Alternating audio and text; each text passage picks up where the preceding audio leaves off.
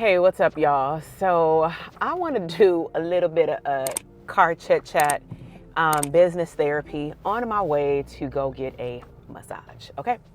And so something actually came up with me and my team this morning, and it highlighted something that as I was talking it through with my husband and then my team member, I was like, yo, this could be a good conversation to talk about.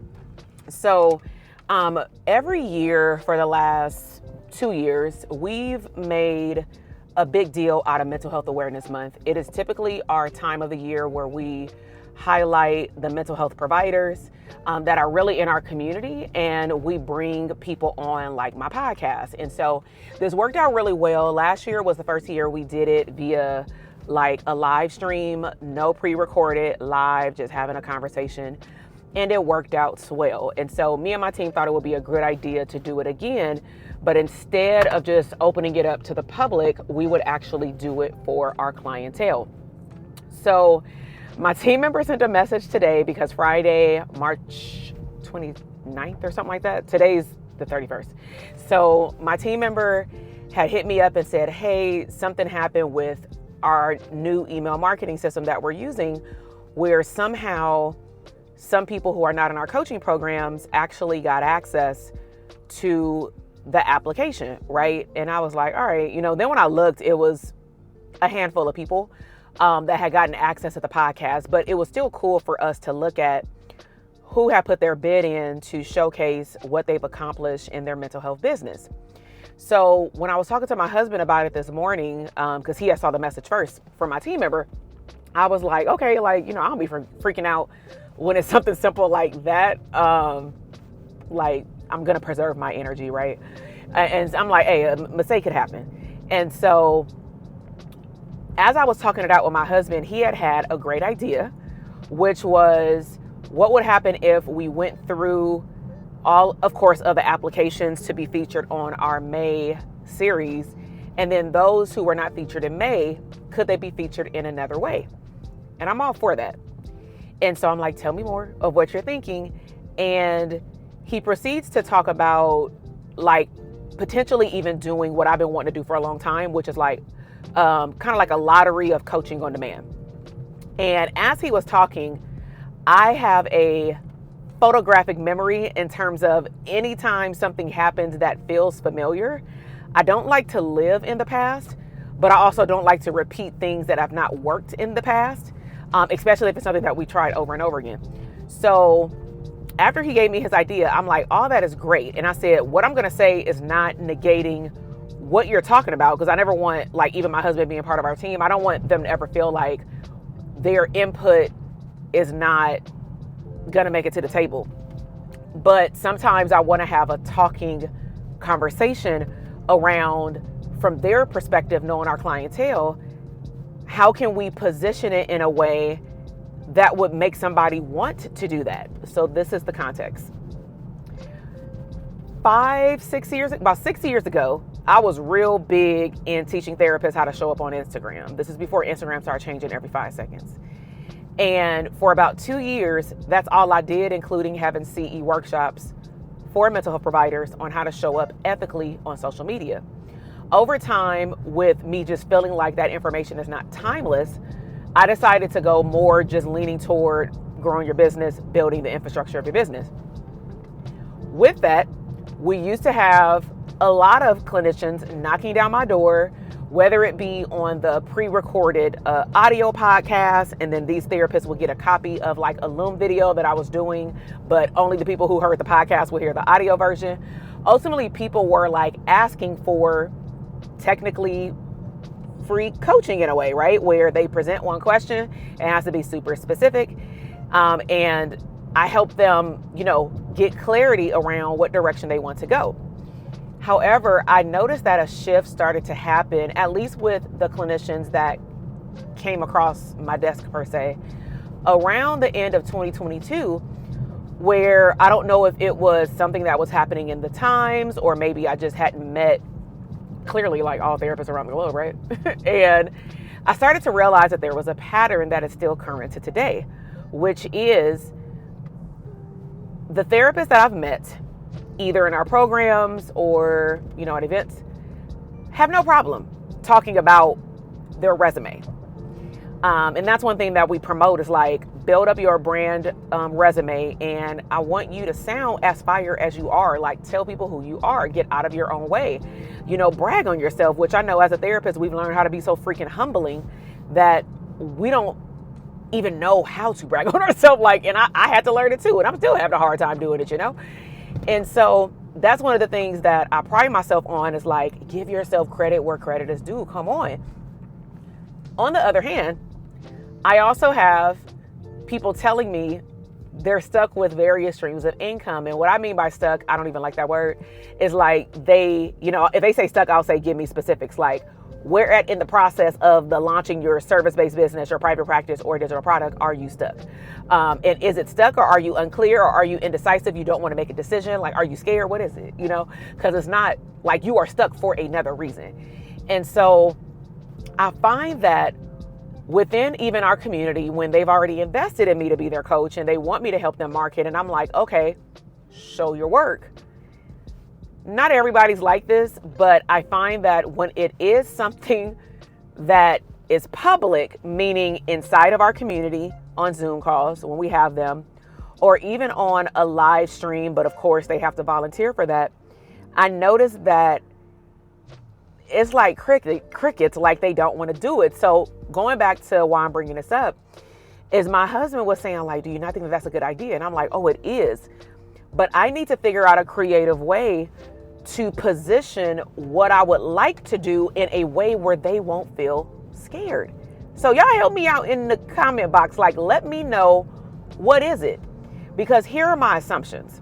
And I don't think my assumptions are so far-fetched, only because I'm not the only business coach saying this. I actually heard a podcast last week. These individuals, very well-structured, financially off business, right? And they're in the creator space in terms of like business. And they said one of the hardest populations to serve are other entrepreneurs, especially well-educated ones. And the reason for that is, in my interpretation, is that educated ones, we have to unlearn what we think we know, be okay with learning what we thought we knew, and be able to let someone else teach us what we don't know. And sometimes unconsciously, that is an ego blow. I don't know no other way to say it. I can't sugarcoat it, right? Because we may assume, how hard could it be to do X, Y, and Z? Even though we know we don't have all the moving pieces, our mindset, which is a resilient one, says, well, how hard could it be? But of course, that's also pulling in being at a level of naive. I've been there, where we think that when we go through someone else's funnel, or we go to somebody else's page and sign up for their stuff and watch all the steps, like, oh, I can do this, but you have no idea all of the other mechanisms and systems and things and processes and thought process that went into making the thing that you saw work on the outside. You have no idea what's happening on the back end. It's way more steps than you would assume, but you only see 5, but it's really like 60, right? And so, it brought up a conversation where then, we actually had a team meeting this morning, and all of us had agreed, what is it about the audience that we serve in which, when I say, hey, if I were to say, hey, we're taking on the first 5 therapists that want to come on my live stream, and I'm doing a super big give back in June, and I want y'all to tell me about y'all therapy business and how you became a therapist, but I'm gonna let you pitch one product or service. Bet your bottom dollar, you'd probably fill it out. You ain't even coaching me and you would fill it out, right? Like, for what you're gonna see it as is what it is, free promotion. So that directly serves your business and your ego. If I asked you, take it down a notch, listen, I just want to hear your story, which was the purpose of the May series. It's not to solicit clients or customers. It is to learn, first of all, if I'm talking to my clients, it's learning how to speak on a video while having a conversation in a podcast. It is learning how do you answer questions in a very succinct way, even though we're going to edit it if we need to, right? It is your ability to also pay it forward, because on my page on YouTube, for example, we have a variety of psychology students, grad students, pre-licensed, and then newly licensed, and then seasoned licensed. And then we also have the general public. And my whole goal every time we do these series, especially around mental health awareness, is to increase the awareness of how diversified, and I'm not just talking about ethnicity, I'm talking about like what people's niches are and what you're good at, and how two people serving the same type of clientele can show up very differently. And I want to show people that, one, if you're another provider, there's room for all of us, because nobody has your special sauce, right?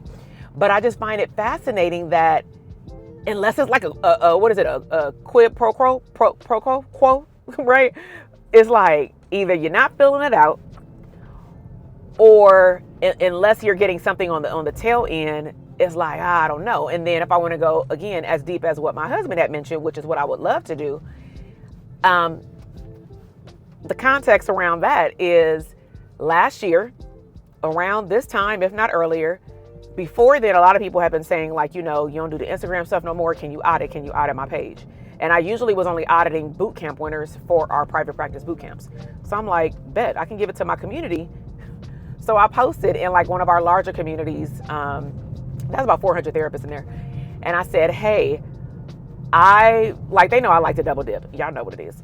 So double dipping for me is I'm going to do something for y'all, but I'm going to do something for my business. And for them, they're going to get free coaching and feedback on how they promote themselves on their social media. What other people are going to get is taking the feedback that I give them and being able to take action. Imagine if you saw 5 Instagram audits, right? If you saw 3 website audits, right? So it would tremendously help you even if you didn't fill it out. But the catch this time, because I really wanted to incorporate people learning how to not be afraid of coaching, is to have my current clients allow me to give them the feedback live. That's it. And I don't talk at my clients. If y'all my clients, y'all know this. However, I started getting DMs, comments under the post. And then it came up in one of our coaching calls that said, I was all in until you said it was live. I don't know if I want you to give me feedback live. I don't know if I want to put myself out there. And it just kept making me think wow, as therapists, we want whole ass strangers to tell us about every skeleton in their box that's preventing them to grow. But you already got some public, and you could probably be better, and you don't want, at least for my clients, the person who you invested in to give you direct feedback. I told my husband, I said, man, if any of my coaches, all the coaches that I have coached under at this point, are 8 figures and beyond. One of them, $12 million a year. The other one is $10, $11 million a year. The other one, man, she had hit 20 million for just one online course in freaking 3 years or something crazy. And what's cool is I was part of all of the journey, watching this process happen. It's just so dope. And I'm just if any of them coaches hit me up 5 years later and said, hey, TK, I know you did this program, and I was wondering, do you got one question? I don't know what you're working on right now that I can help you with. You bet your bottom dollar I will have my ass in line so damn fast. And then I thought to myself, I know that I'm cut from a different cloth, but I also know that a lot of my clients are as well, but they acting like they not. You acting like you not. So I'm really trying to figure out help me. This is my therapy. Y'all help me understand, why is it that as providers, we ask the crazy thing of, can I get to know you, to a stranger because of our title and our license and that it's protected by HIPAA. We ask that of a stranger, all of them. But in order for you to grow, you can't receive feedback. And this is what I have been told, where not everybody, likes to get feedback in public. And I get that to a degree though. But what was the purpose of us having practicum and group supervision? Why is it that group supervision was ethically compliant and okay? For us to process cases, for us to learn how to present a case, for us to, have a conversation around treatment planning. Why is it that we called up one another and we were in internship to say, like, this is what's happening with my case. Can I consult with you? Like, it's okay to consult. It's okay to do everything that you did for your license. But for whatever reason, when it comes down to your business, like, all hats off, none of that stuff that I did in my practical career life, like, it does not matter. And that's just like crazy to me. Like, crazy. Like literally, I can show up to a coaching call and y'all let me teach all damn day long. Like, y'all, like, literally, like, let me teach a new thing every day and won't nobody say nothing. Y'all ask y'all questions, but I won't get a lot of, like, pushback, like, oh, man, you teaching again? Can we just process, right? When on the other hand, hell, I would rather, because majority of my programs are, they have a self-paced portal. So I just be, like, fiending off, like, oh, they gonna ask me a question. Like, literally, we just went in the portal last week and saw that one person asked 4 damn questions. I said, well, she about to get a podcast for every single last one. Okay, we about to act like she got one-on-one coaching. Hello, and she in a group program. So, like, I'm just like, whoever want to pull up a seat to the table and eat, I'ma feed them. And then whoever does not want to pull up a table, it's just like, you can't expect to eat if you don't, like, come up. You know what I'm saying? And so y'all help me. I know this was like impromptu, not an educational tip video, but sometimes I just want to chat with y'all. Y'all see that's why I positioned it this way, like, on purpose. Y'all see this little chair? I want y'all to act like you in this chair with me, right? And even though I got my little new dock thing right here, where y'all can't see it, but my husband had ordered it. Man, he is getting addicted to Temu, I tell you. But he ordered me something on Temu that I can set this new Osmo Pocket 3 in it, because when I have my phone clip, like, on the air conditioner thing to the right, it's like I constantly got to look over this way versus, like, glancing at y'all right here, like, in my face. And I didn't want to put it under the mirror. But I'm saying all that because I be wanting y'all to come with me. Like, come drive with me while I go get my massage, right? So if you ain't made your self-care appointment, go ahead and make it. By the time you're probably seeing this, it is the beginning of April at some point. But I am about to hop off the freeway, go get my massage that should be monthly. So we'll see how potentially painful this is going to become. Massages should not be painful, but I have carpal tunnel. And I don't like to even claim the diagnoses, but I'm just saying, that's what I got. And it was from working that dang on county job, working on my laptop in the car. Ergonomics is key. Take care of your body is key. But if you're especially working from home, I would highly encourage you, like, do your wrist exercises, but also get a massage monthly. Like, a lot of these memberships these days are what, $60, $70. And to me, that's worth it versus, like, if you saw what my occupational therapy looked like when I first was diagnosed with carpal tunnel, and it's like mild to moderate on one and moderate to severe on another, I wouldn't wish that on nobody, to the point where when I got pregnant, my hands, when I say they went numb, they went like I put my hand on a stove and I could not go to sleep. And they had to give me a shot of steroids where you literally can feel it going to every finger through my veins. And I had to get it twice. And they told me the next time you come back, if your hands are numb like this, you're going to have to get surgery. So I'm really trying to thug it out and not have to get surgery, you feel me? And so take care of yourself. So I'm about to go get my massage, but this is my business therapy session. Y'all help me, like, and let me know if you like this style of, like, car vlogging as well. I ain't got no makeup. I ain't did nothing but worked for 2 hours on my business. Super intentional with my time because my son is now back in school and I need a break from the break because he was out of school for 6 weeks. Y'all help me help the parents because he's in a different school district system. So, all right, y'all. I will talk to you later. Love you. Bye.